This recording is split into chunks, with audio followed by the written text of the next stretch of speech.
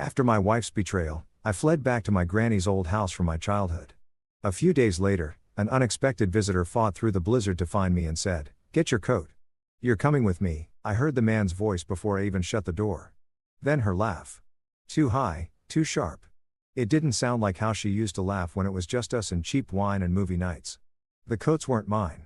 Two of them slung sloppy over the armchair, boots under the radiator. Our Bluetooth speaker was running her party playlist, the one she always blasted when she wanted to feel 20 again. I didn't need more than that. I stood in the kitchen looking at the two wine glasses on the counter, lipstick on one. His voice again, muffled, coming from the bedroom. She didn't even close the door. She walked out in a black tank top, barefoot, not even startled. She leaned against the door frame like I was just another errand she forgot to handle. "You've been distant for months, Caleb," she said, brushing her hair behind her ear. "Married to deadlines." I didn't say a word, just stared at her for half a second longer than I should have, then grabbed my keys and my laptop bag off the chair. "Seriously, that's your move?" she called after me. I didn't turn around. Didn't slam the door either. I walked out into the wind. Snow was already coming down hard, hitting sideways against the cars lining Maple Street. I walked 3 blocks without thinking, past the diner, past the shuttered florist, until I stopped under a busted street light and just stood there breathing. That's all I could do without screaming. I felt like a complete fool. My own place was still rented out. I'd signed the lease through mid-February to float my half of the mortgage on our shared condo. Tiffany said we needed options if things went south.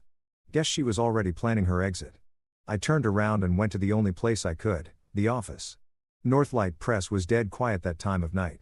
I swiped in and took the back hall to my edit bay, pulled the blackout curtains, dimmed the desk lamp, and opened my laptop like the world hadn't just kicked me in the ribs.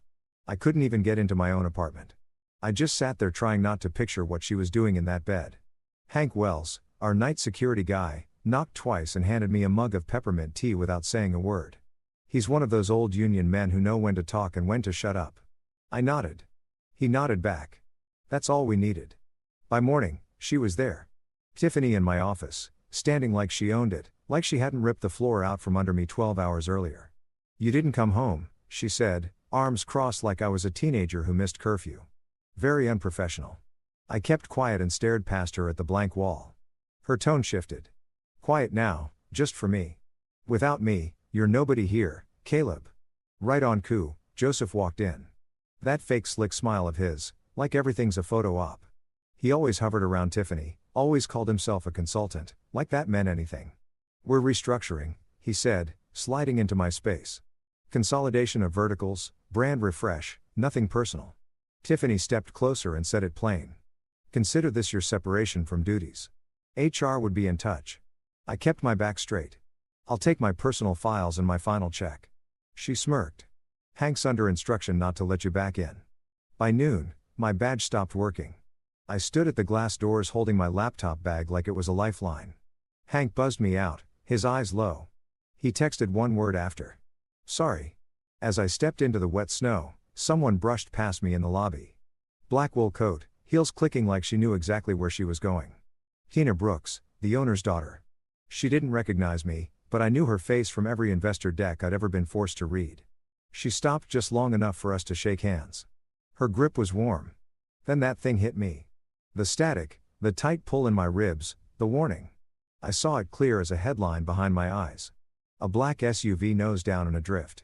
Steam rolling off the hood, smoke curling in the cabin. Mile marker 42. I let go of her hand. "Don't take your Range Rover north tomorrow," I told her. She tilted her head. "I've got a 10 o'clock in Albany." "Then don't take that car," I said. "Not north. Not tomorrow." She blinked once, real slow, then walked away. I told myself it was just nerves, just editorial gut. But the picture stuck in my chest like a lit match and it wouldn't go out. The lock didn't click. I tried twice hard and it was useless. Tiffany had changed it. I stood there on the stoop with snow hitting sideways. One hand on the knob, the other stuffed in my coat. And I just laughed once, short and mean. She'd done it fast. Same day fast. That was her. When she cut you loose, she didn't leave a fray. Nothing left but bone. I waited 15 minutes like a stray. My nose burned and my jeans were damp to the knee. Nothing. No lights came on. No apology. No second thoughts. I gave up. Got back in my Subaru and aimed north. Grandma's place sat 86 miles out past the state road and the river cut. Out where the highway ends and the land flattens like paper. She raised me out there. No parents, no safety net, just her. A small garden and a fireplace that ran hot until it didn't. She used to say, "This house will hold you when people won't." I kept both hands on the wheel and my eyes on the lines. The heater coughed, the engine wah-had on hills, but it kept moving. Wind battered the glass like fists. That whole drive, not once did I think about where my career went. I only thought about how quiet the house was going to be and whether the roof patch had held. An hour out, the county road started disappearing under drifts. I made it as far as the plow berm and had to park it. Beyond that, the tires spun, and I wasn't about to die, proving a point. I got out, wrapped my scarf high, and started walking. Each gust sliced like a blade. The snow stung through my gloves. I counted fence posts and focused on the ground. About halfway, I heard something I wasn't expecting. A weak voice, then a hollow thud. I looked down the ditch and saw Barbara Miller face down in the snow, bags scattered, one boot missing. Her coat was half open, groceries in the ditch, canned beans, paper towels, a bent loaf of bread. Her glasses were askew, lenses frosted. She'd known me since I was 12. Gave me peanut brittle on Christmas. I yelled her name, got nothing but a groan. I couldn't carry her, not without dropping her. My fingers were already numb. I scanned the road, then saw an old sled leaned against a fence like someone meant to fix it one day and forgot. It was half cracked and missing a rope. I dragged it over, tied her coat belt to the crossbar, and loaded her on with one bag tucked under each arm. Then I hauled. Step, brace, pull. Step, brace, pull. My hands screamed. Took 15 minutes to reach her place. Eddie opened the door in socks and a flannel shirt, his eyes wild. He helped me get her inside, offloaded the bags, and wrapped her in 2 quilts while muttering, "Stubborn woman." She came to enough to call me her little proofreader, which made me want to laugh and cry at the same time. I told Eddie I'd come back tomorrow with salt for the path. Then I kept going. By the time I hit Grandma's place, I was shaking so bad I couldn't get the key to slide. The lock stuck like always, but the old butter knife trick worked. That first breath inside smelled like cedar dust and stale coffee. The silence nearly broke me. The kitchen window had cracked again. I taped it fast with what was left in the drawer. The logs I'd split back in fall were low, maybe 8 left. I jammed 3 in the stove and lit them with pages from an old phone book. I didn't bother unpacking. I just sat on the floor, hands pressed against the iron, trying to feel something through the gloves. I must have slept about an hour. When I woke up, my hands didn't feel like mine. The skin was pale and waxy, and the knuckles looked wrong, tight, swollen, like balloon joints. I couldn't flex my fingers without pain. I stood dizzy, and that's when the knot came. Not the wind, not a tree limb, a real knock. I opened the door and blinked hard. It was her. Tina Brooks, black wool coat, cheeks pink, hair in a braid, snowflakes clinging to her sleeves. "Are you Caleb Nelson?" she asked like she already knew. I nodded once, then leaned against the doorframe to stay upright. "How on earth did you find me out here?" She exhaled through her nose, shifting her weight. "I called Hank, told him I'd seen you yesterday. He said if it's a storm, you'd come here, gave me the road name, said you were too stubborn to call anybody. Of course he did." Hank's loyalty didn't talk. It acted. She stepped closer, brushing a curl off her forehead. On the northbound, just past mile 42, my driver had to swerve around a van half buried in the drift. "Same spot you warned me about." I let that sink in. My ribs felt tight again. "I turned around," she added. "Moved Albany to later, switched into a sedan, and told my assistant I was checking on something that couldn't wait." Her voice was steady. Not warm, not cold, just sure. By mid-afternoon, I heard it for myself. The scanner app on my phone crackled through the static. Black Range Rover pulled from a snowbank at mile marker 42. Not hers. Same drift, same hour. She caught me watching my hands under the table lamp. They looked worse in the light. Red lines across the joints, stiff and purple near the thumbs. "Get your coat," she said, no hesitation. "I'm not leaving you to lose your fingers." I wanted to argue. Tell her I'd handled worse, that I didn't need help from the boss's daughter, but I didn't say a word. I grabbed my coat and let her guide me outside, down the porch steps, into the car with the heater already running. At the county hospital, she walked straight to the nurse's station and put her card on the counter like it was a shield. "This one needs triage," she said, nodding at me. "He's mine." And just like that, I wasn't drifting anymore. The intravenous drip clicked steady at my side. My hands were wrapped to the wrist, thick and white, like I'd stuck them in cake frosting. I could feel them pulsing, not with pain. Just that weird, numb pressure that told me I was one bad night away from worse. The nurse walked in, grinning like we shared a joke. "Your wife's a force," she said, checking my chart. "I'm not married," I mumbled.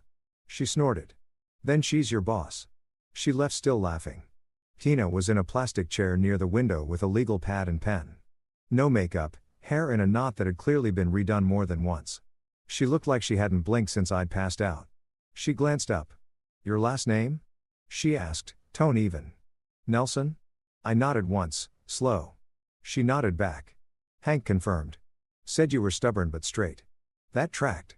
She sat forward, elbows on her knees. "Does that thing in your chest, whatever it is, ever get it wrong?" I shifted on the pillow. "It's not magic. It's just gut instinct. Editor's instinct, maybe. You warned me about the road." "That wasn't gut. I don't call it visions," I said flat. "I don't need to believe in something to use it." "Call it what you want," she said. "I'm listening."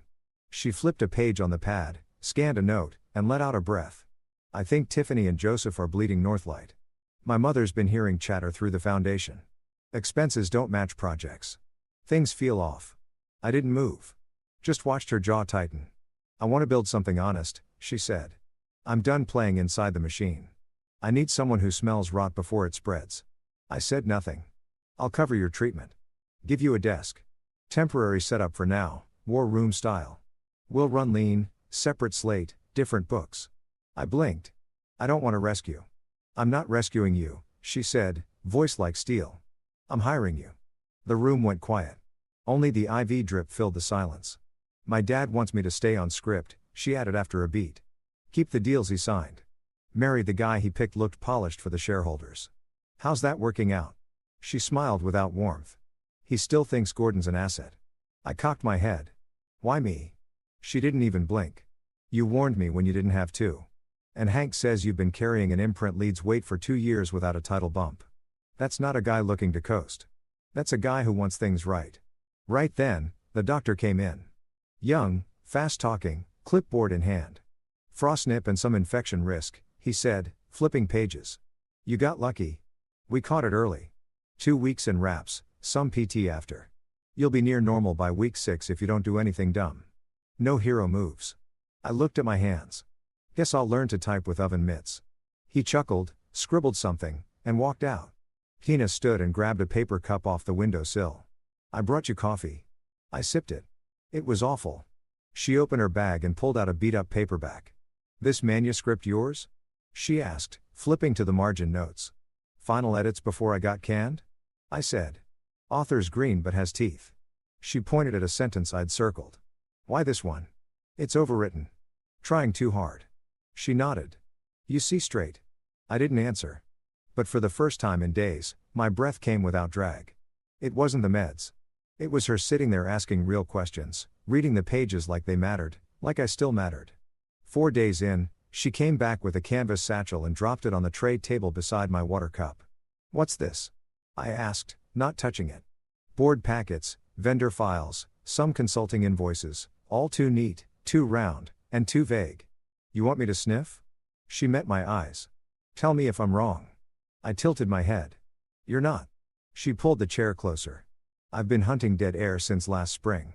People using old contracts to hide new moves.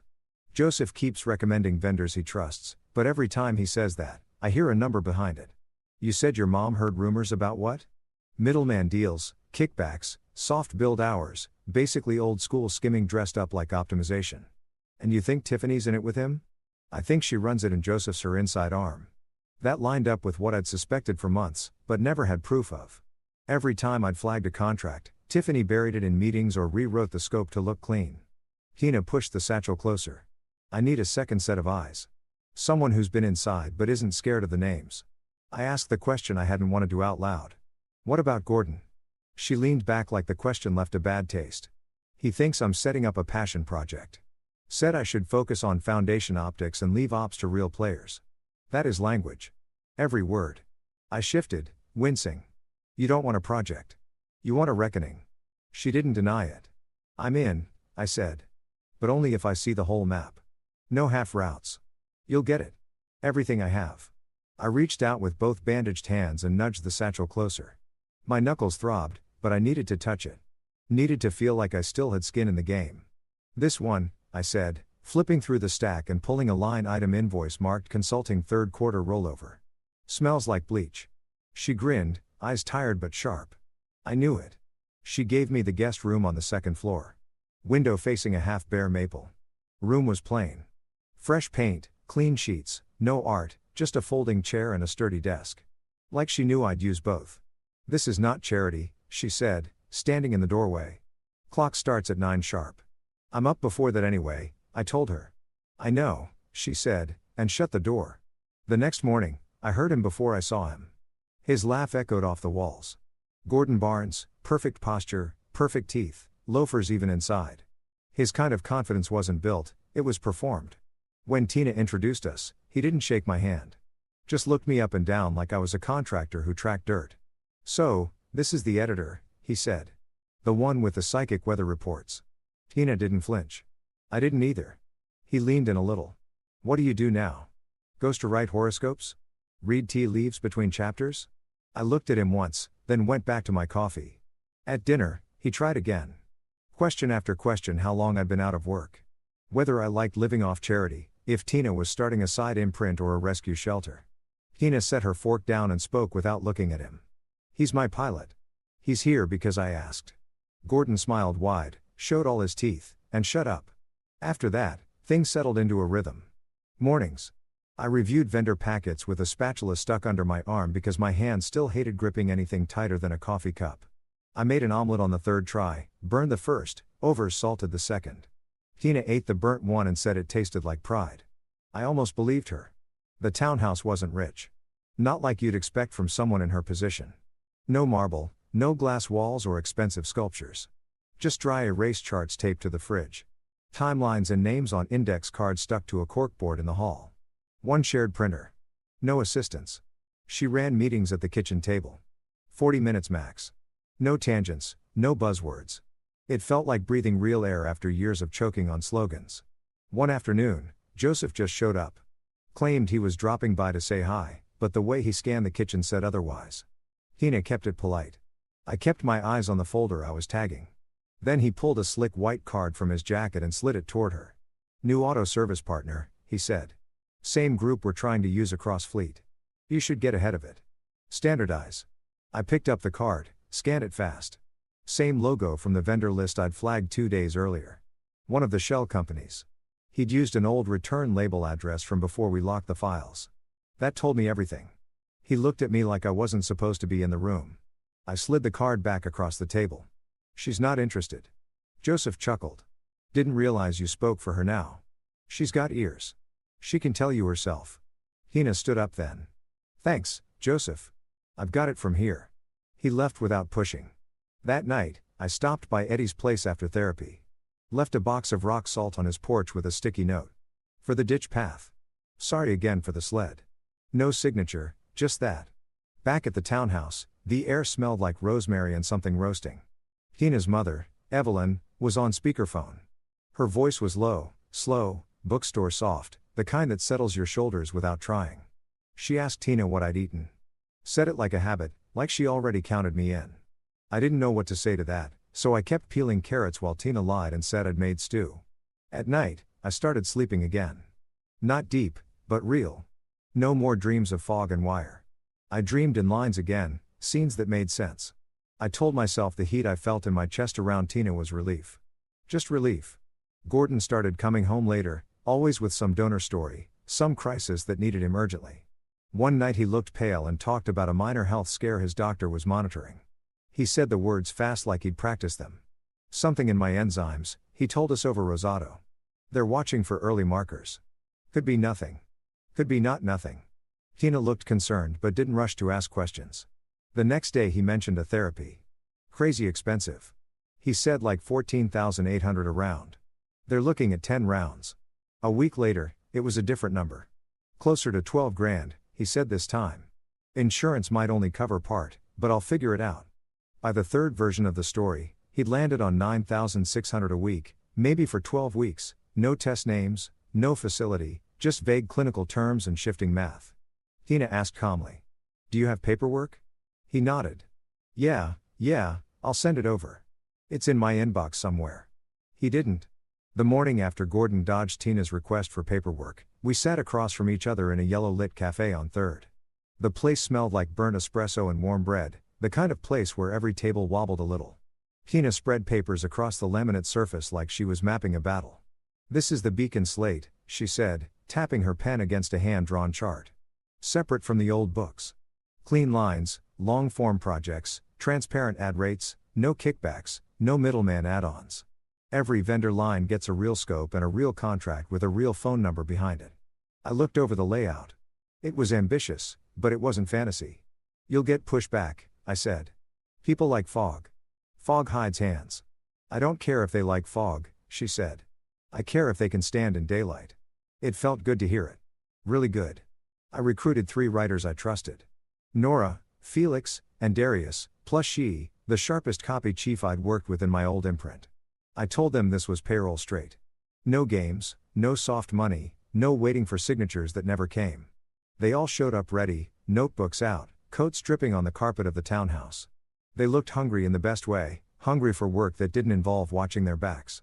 We spent the rest of that week building the skeleton of the first slate, long-form pieces, narrative essays, a feature series about rural hospitals, a data-driven business report on small-town development. Tina didn't hover. She sat at the far end of the table and asked clean, simple questions. What's the story? What's the angle? What's the timeline? She listened more than she talked, which is rare for anyone raised in a tower of glass. Around midweek, Evelyn dropped by the townhouse with a paper box of scones. She knocked once, then let herself in, calling out, I brought fuel. Before we even looked up. She set the box on the table and looked straight at me. Her eyes were warm and curious, like she was cataloging a new book for a shelf she already loved. You have quiet eyes, she said. That helps you see. I didn't know what to do with that, so I just nodded. Evelyn had that bookstore calm about her. Soft sweaters, gentle voice, but sharp enough underneath that she saw everything without making you feel naked. While the writers brainstormed at the other end of the table, she told me stories about her old book club in a strip mall 20 years back. They'd meet once a week with folding chairs, drink cheap coffee, and keep running tabs for folks who were between paychecks. People paid when they could, she said. If they couldn't, they brought homemade bread or shoveled snow. It balanced out. She said it like the world had once been that simple. Back before deals got slippery and families turned into headlines, I listened harder than I meant to. I kept picturing that life. Straight lines, warm bread, neighbors who didn't cut you loose over optics. At lunch, Tina's phone buzzed with her father's name. She set it on speaker because she hates whispering. Christina, he said, voice deep, sharp, too smooth. I'm hearing chatter about you building an off-book slate. It's not off books. She said it's transparent. That's the point. You are a Brooks. He said there are familial expectations. Stakeholder harmony to consider. Optics with Gordon in the frame. You know how this works. She leaned back in her chair, jaw set. Dad, I resigned from your board in 60 days. Put it in writing. You don't own my decisions. A full beat of silence. Then he hung up. No goodbye, no warning, just gone. Tina stared at the phone a moment, then slid it across the table to me. You ever watch a tether snap and feel relieved? All the time, I said. My grandma used to look off at nothing and say things before they happened. I write it off as gut now, but she called it a gift.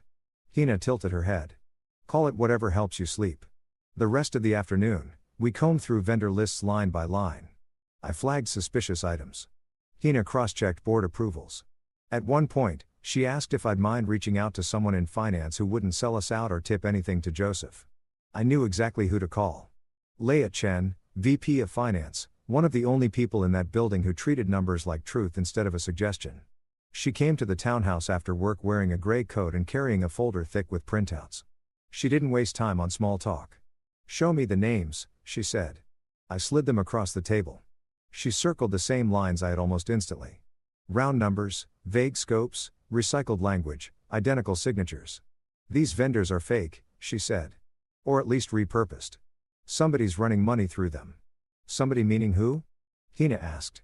Leah gave a tight smile. You want me to say it out loud? Please, Tina said. It smells like Joseph's work, she replied. And whoever's giving him cover. She didn't have to say Tiffany's name. It sat in the middle of the table like a stain. While Tina and Leia discussed next steps, my phone buzzed. Gordon had sent her a picture, a clinic lobby, beige tiles, a wristband on his hand, some generic pamphlet about recovery on the chair next to him. She held the phone up toward me like she wanted a second opinion. I studied the background. The glass pattern on the divider was familiar. That's the spa clinic on 46th, I said, keeping my voice low. They sell sleep pods and vitamin drips, not medical treatment. She stiffened. Just a small shift, but I saw it, felt it in the air. I appreciate you looking, she said quietly. I didn't say more. Not my place. My job was to keep the slate clean, not untangle her relationship with a man who couldn't keep his story straight. Later, after the writers left, and the townhouse dimmed to that warm evening glow, Evelyn pulled me aside in the kitchen while Tina took a call. She poured me tea like she'd done it 100 times.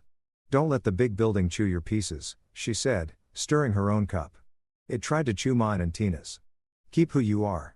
I'm trying, I said. Some days it feels like holding sand. She smiled. Sand can build foundations if you pack it with purpose. I didn't know how to respond. I just nodded and sipped the tea. It tasted like chamomile and something steadier. When Tina came back into the room, phone still lit in her hand. She looked between us like she knew exactly what had been said, but wouldn't ask. She just sat down, opened her laptop, and motioned toward the pile of notes on the table. Back to it, she said. And we did. We worked until the street lights flickered on outside the window, filling that little townhouse with the kind of focus you can't fake. Clean, sharp, forward. By week 6, I could close both hands again.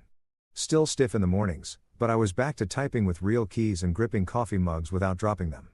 The gauze was off. The work was sharp. The beacon slate had shape now. Real writers on real deadlines, real vendors we could actually verify. That morning, Tina handed me a folder and told me to meet a documentary director 2 towns over. Take the pool forward, she said. It's full on gas. I nodded, zipped my coat, but something in my chest pulled tight. That static again, ribs humming like a low-grade current. My gut, the same one that had screamed under the street lamp outside our old place. The same one that pulled me off that road at mile marker 42, kicked hard. At 8:10 sharp, I looked over at Mason, our new assistant, who was halfway through organizing the courier log. You still heading to the storage unit? Yeah, he said, flipping through labels. Taking the cab since I don't drive stick. You don't need to, I told him. Take the Ford instead. Drop the delivery first. I'll get a cab. He blinked. You sure? I nodded. Just feels like a cab day. He grabbed the Ford keys, gave a thumbs up, and left. At 10:22, Mason called my cell. He was shaking so hard I could barely understand him. Brakes. He said they failed. At the intersection on South and 9th, I missed a box truck by like 3 feet. Rolled right into a snowbank. I'm fine, but man, that car is toast. The tow guy sent pictures. Undercarriage shot, brake line sliced clean, no rust, no slow wear, just a knife cut, fresh and surgical. I told Tina, then drove straight to the garage. We parked the Ford under lock. Leia showed up before I even finished signing the incident form. She walked the bay with the garage manager while I watched from 10 feet back. He won't meet my eyes, she said, walking over. You see that? Every time he lies, I said. She held up a printout. There was a purchase order last month for emergency brake service. Got waived. By who? She flipped it around.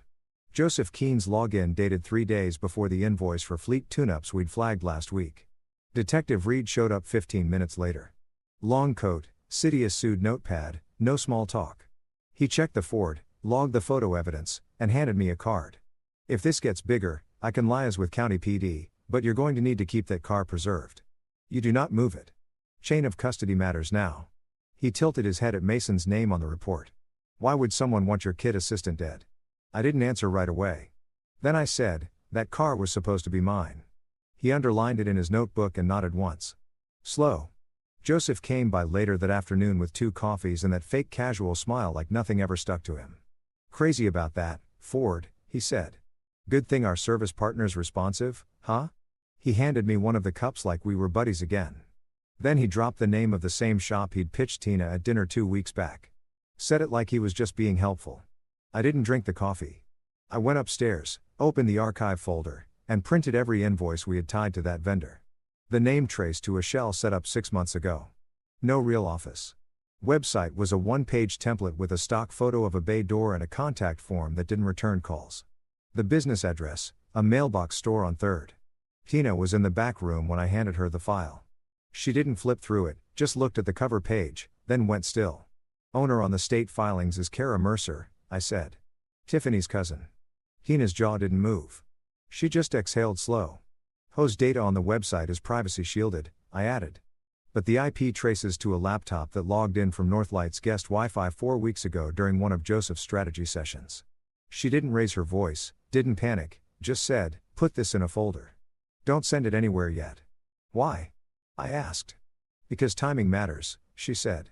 "And if we're going to set fire to the whole thing, we need it to burn through without smoke." That night, Gordon came home looking like he hadn't slept in a week. Hair messy, pale under his expensive coat. He dropped into the dining chair and said, "Doctor wants me on targeted antibodies.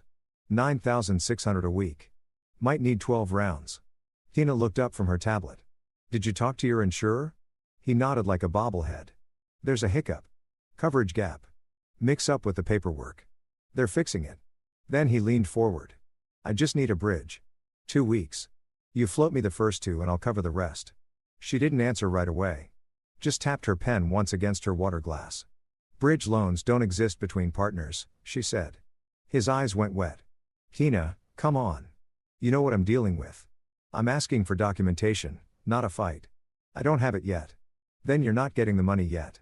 He stood up like he was going to throw something, then stopped. Left the room without another word. I watched the whole thing without saying a word. I still wanted to protect her. Even after all this, even when I knew she didn't need it, even when the lines were this clear, which is a dumb thing to say about a woman like Tina, she didn't need a shield. But something in me wanted to keep her from having to do this alone. So instead of opening my mouth, I made soup, chopped carrots and garlic while Gordon sulked in the spare room, and Tina answered emails like nothing happened. That night, I couldn't sleep. My brain kept running the numbers, the timelines, the angles of the cut line on the Ford. I saw Mason's face on the phone when he called, pale, shaking. Could have been his funeral. Could have been mine. I dreamed of steel, snow, and a gloved hand reaching for a frozen door handle. I woke up in a sweat. I got up, pulled a notebook from the shelf, and wrote down everything I could remember from the dream: the exact position of the van, the sound the brakes didn't make, the shape of the ditch behind the mailbox store. Grandma always said, "Write it down. It matters." I wasn't sure what it meant yet, but I knew the gut didn't lie. Tina's phone rang at 6:31. I was already awake, pouring hot water into a cracked mug when I heard her say, "Mom," and then nothing for a long stretch. Just breathing. She came out of the hallway barefoot, phone pressed to her cheek, face white. "Evelyn collapsed," she said. "In the shop, gripped a shelf. Clerk called 911. EMTs took her in. She's at County General." I grabbed the car keys without asking. The Volvo was blocked in. We rented a 4-door from the corner spot, a heater barely working, and back windows that didn't roll down. Highway alerts said no commercial trucks past exit 4 due to wind. We drove anyway, 3 hours, cold seeping through the seams. I held the GPS while Tina gripped the wheel and asked me to read the texts as they came. One from a nurse. "Stable for now. Mild arrhythmia. She's asking for you." The roads blurred gray-blue trees stiff with frost. We didn't speak more than a handful of words the whole ride. At the hospital, the nurse took us back for a 10-minute visit. Evelyn looked small in the bed, smaller than I remembered. Her hair was messy, and her hands trembled when she squeezed Tina's. But she smiled when she saw us. That same soft smile she gave me over tea the week before. "It's nothing," she said. "Just stress and rhythm." Words that float and mean nothing until someone makes them mean something. She asked if I'd had breakfast. I said, "Not yet." After 10 minutes, they wheeled her off for tests. Tina and I let ourselves into Evelyn's apartment with the emergency key. 1 bedroom, tiny kitchen, a wall clock that ticked too loud. On the corkboard above the table were taped Polaroids of book club nights, 6 women holding mugs, stacks of paperbacks, 1 candle in a jelly jar. She stood in the middle of the room staring at those pictures. "I hate this," she said. "I hate not being able to fix it." "You're here," I said. That's the fix she wanted. We found eggs in the fridge, made them in a dented pan with 1 wobbly handle. She cracked. I stirred. No talking about Gordon, no emails, just eggs and plates and 2 chipped glasses of tap water. After we ate, She washed the pan and I dried it. The silence was comfortable, like the quiet between old friends. Later, we curled up on the second-hand couch under a thin knit blanket that smelled like lavender and dust. She leaned into me, shoulder warm, face close. We stayed quiet. I'm not a poet, so I won't dress it up. She kissed me slow, careful, honest. I kissed her back. My fingers didn't shake for the first time in weeks. I pulled back just long enough to ask, "Are you sure?" She nodded once. Not soft, firm. We drew the shades. I'll leave it at that. Sometime 4, I woke up to the smell of rain through the cracked window. Tina slept curled toward me, steady, arms tucked tight. I made coffee in Evelyn's old drip pot. It tasted like cardboard and pennies, but I drank it anyway. Sitting in the kitchen staring at nothing. I could see a life here. Small pieces, quiet mornings, grocery lists on fridge magnets. It didn't scare me. Her phone lit up on the counter. A message from Gordon. He'd sent a selfie from a hospital hallway, one of those polished lobbies with brushed metal chairs and sterile lighting. He wore a bracelet and a brave face. The caption said, "Fainted at an event, bad charts, waiting on full panel." It was all performance. The knot in my chest returned. Not fear, something tighter, responsibility, history, lines. When she walked into the kitchen, wrapped in her coat, cheeks still flushed, I handed her the phone. She read it and took a long beat before speaking. I said, "I can't be the other guy in someone's story." "I know," she said. "No triangles, no back rooms, no second lives. You and me, we don't carry half-light. We don't survive it." Her eyes were tired, but she didn't fight me. She just nodded once. "Clean." I kissed her forehead, picked up my backpack, didn't make a speech. The drive back to the city was long and silent. I didn't turn on the radio, just counted mile markers and watched the clouds shift like bruises. By the time I reached my place, the sun had dipped behind the buildings and the wind was picking up again. The one bedroom was small but dry. My tenants had moved out finally. The heat clicked on without sputtering. I tossed my bag inside and opened the fridge. Half a carton of milk, a frozen pizza, and 3 leftover ginger ales from some old night I didn't remember. I went heads down, kept working, kept chasing paper trails and calling vendors and building the slate line by line. We had new contracts to vet and distribution deals to clean up.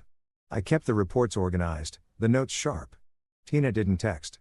I didn't call. At night, I sat at the edge of my bed and listened to the fridge hum. Wrote notes in a yellow pad and drank bad coffee from the same chipped mug. The silence wasn't heavy, but it pressed in just enough to remind me where I wasn't. And when I missed her, which was most nights, it came in strange places, like the empty hook where she used to hang her coat during war room meetings, or the smell of rosemary when I passed the produce aisle. I missed her in the kitchen, in the emails I almost forwarded, in the jokes I didn't send because no one else would get them. I missed her like a bruise. Quiet but deep. But clean is clean. And sometimes clean has to be enough. Work kept my hands from shaking. I spent the next week building out the editorial calendar line by line. Reconfirmed deliverables with writers, double-checked vendor contracts, pulled old invoices into one shared tracker, and highlighted anything with round numbers or recycled language. I brought in a data stringer. Nora knew a guy who used to pull shell trails for a watchdog blog. He worked quiet and fast. Every time something smelled off, he followed it like a bloodhound. I didn't hear much from Tina, just task notes and timestamps. But the work flowed like it was oxygen. Then at 12:14 a.m., my phone lit up. Text from her. 3 words. Got something. Now I called her. She picked up on the second ring, breath short like she'd just run upstairs. I was combing through Joseph's trash folder, she said. Auto Recovery caught a draft before he wiped it.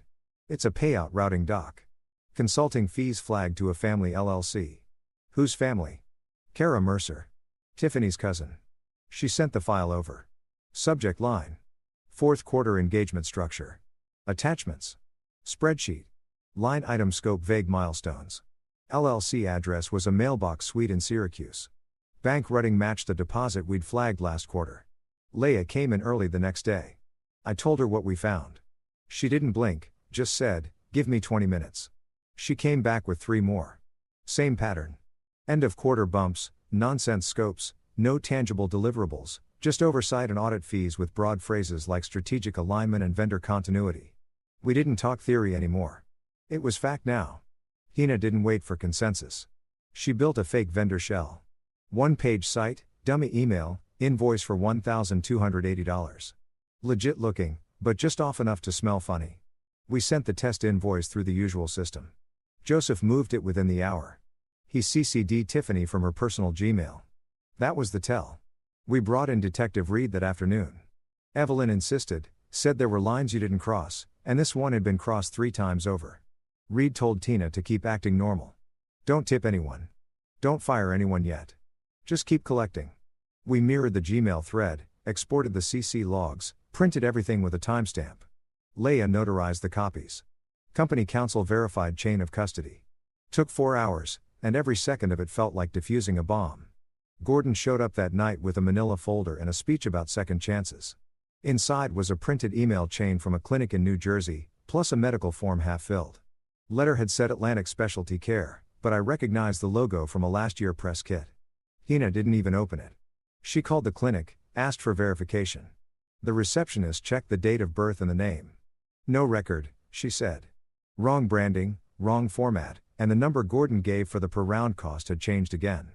First it was $14,800, then $9,600. Now it was just a lot. His math didn't hold water. Nothing did. She told him to pack a bag. He threw a fit. Knocked a small vase off the windowsill. One Evelyn had picked out from a roadside flea market. The kind of cheap thing that means something when it's been around long enough. You're cold, he said. Tina stood there quiet.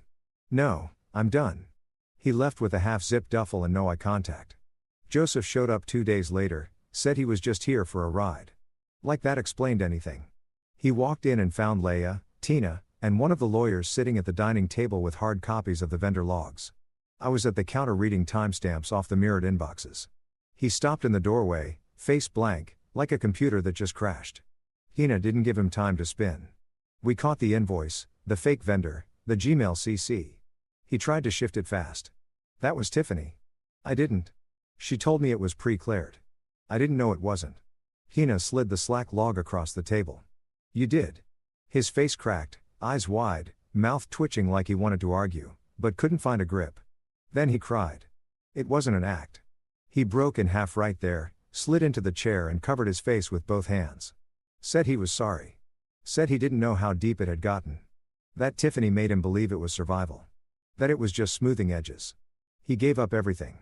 The shared drives, the Dropbox folder he thought we didn't know about, backup receipts from his burner phone, even printouts of Slack DMs Tiffany had sent bragging about how she'd keep my boy Caleb where he belongs and how bad breaks are easier than bad PR. That one hit me in the ribs. I didn't react. Just kept my eyes on the logs. Tina stood up and walked to the hallway. She stood in silence for 2 minutes. Then she called her father. She told him flat, I have documented fraud, unauthorized vendor pipelines, and attempted harm. His sigh dragged through the speaker. If there's a way to slow roll this, we should. Appearances matter. The name matters. You're not just a person. You're a legacy. She didn't answer. He went on. If we take our time and manage this quietly, she cut him off. I'm recording this call. Silence for legal record, she added. One-party consent. I've saved the file in 3 places. Goodbye, Dad. She hung up. Then she looked at me. I nodded. Let's remove it completely.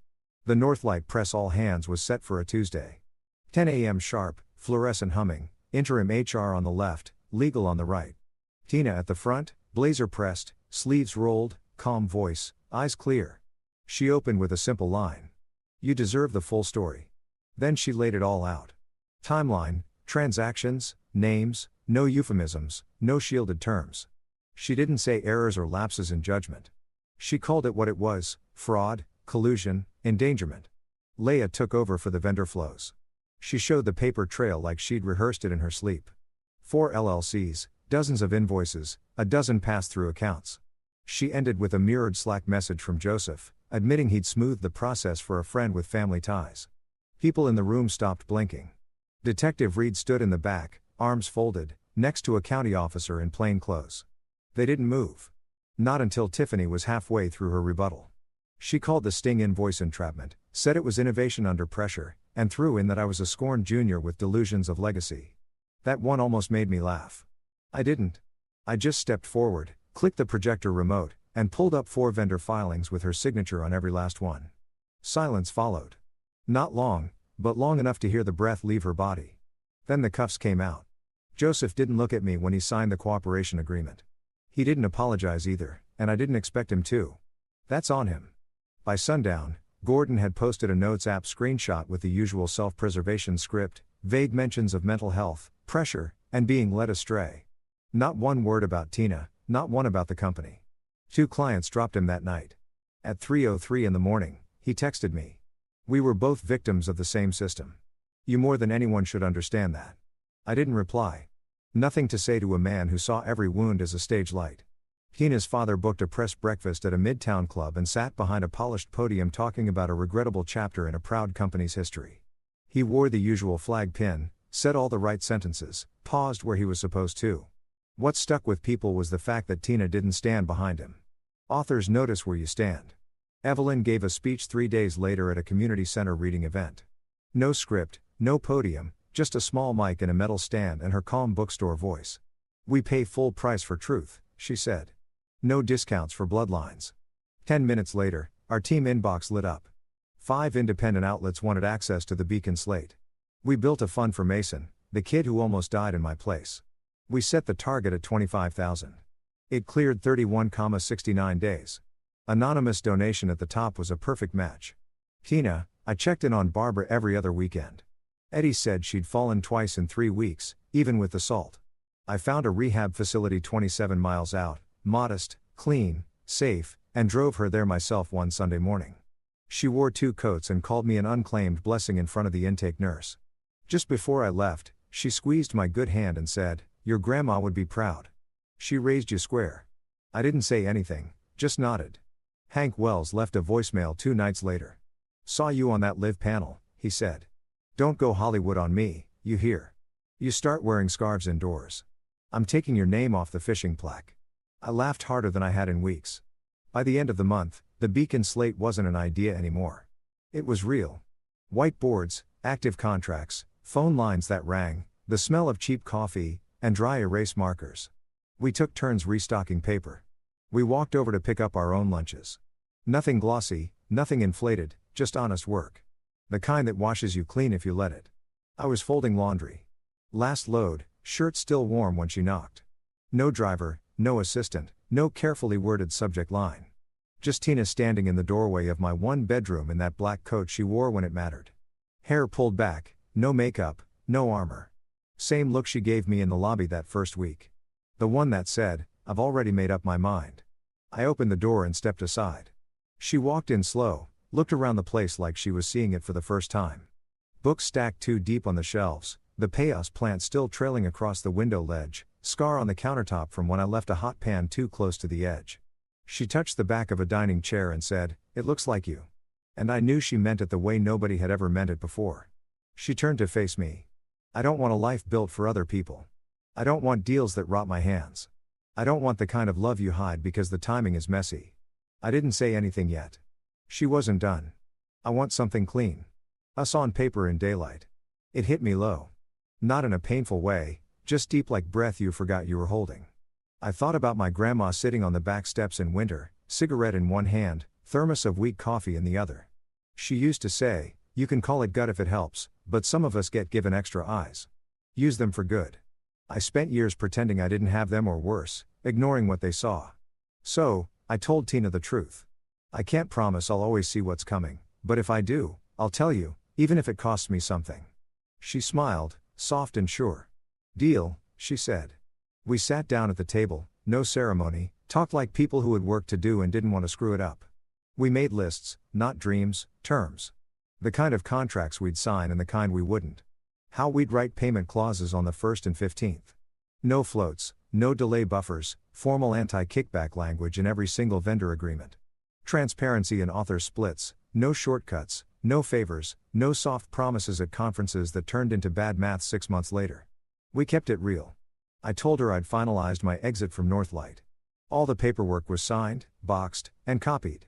She told me she'd sent her father the audio file. He'd gone quiet. No follow-up, no media spin. She'd resigned her board seat. Formally dissolved the engagement with Gordon in writing. No loopholes. The townhouse was hers now. Clean. We didn't toast. No playlist. No dancing in the kitchen. We ordered dumplings from a place on 9th Street and ate them on the floor with our backs against the couch. She took my hand halfway through a sesame ball and I could feel the blood moving under my skin where the frost had once burned it stiff. Not a word was said about the past. Just two people in a quiet room on a bare floor making steady choices. I used to think a good ending needed spectacle, confetti, applause, some kind of headline. Turns out a good ending can look like a quiet Tuesday. Like steam off takeout, like someone reaching for your hand without asking. It's enough.